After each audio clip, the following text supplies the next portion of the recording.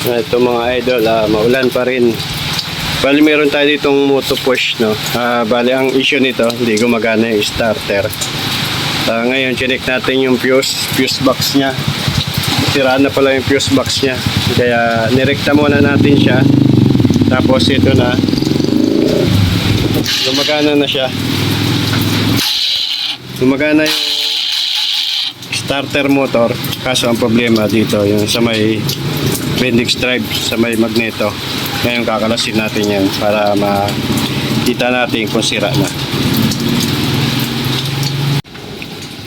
Bali ito na mga idol, pinalitan natin na siya ng bendix drive kasi ano na, may mga tama na itong bendix drive.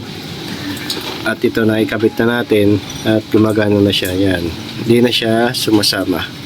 Pag inikot mo siya pakaliwa, kumukontra na siya. Pag gano'n ang sira mga idol, na umiikot naman yung starter motor, bendix drive ang papalitan niya. Tapos ito nga pala stator, dahil sunog na rin yung stator niya. Yan o, kung napapansin nyo, sobrang itim na. At dito halos parang mga nagdikit-dikit na ito. Kaya papalitan na rin natin ng bago yan.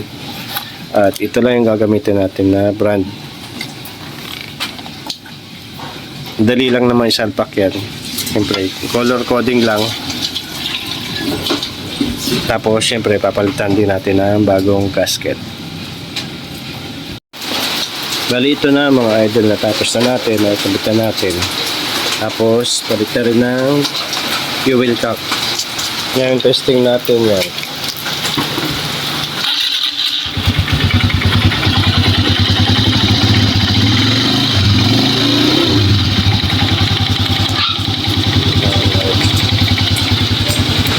Ilaw.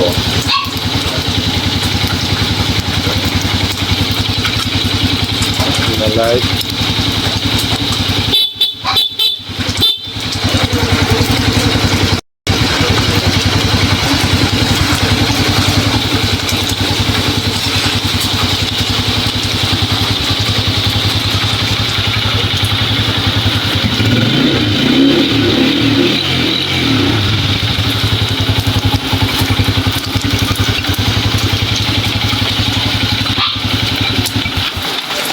Tapos dito pala yan, binawasan natin, pinating natin ng grinder kasi na lost thread na siya, ayaw nang kumagat. Kaya kailangan may cutting ko para pwede mo pa siyang higpitan.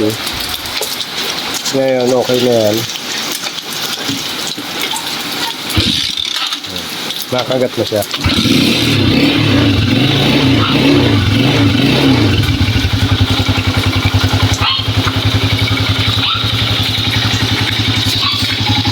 Ito lang, bearing pala yung kapalitan natin kasi kumakalog na rin.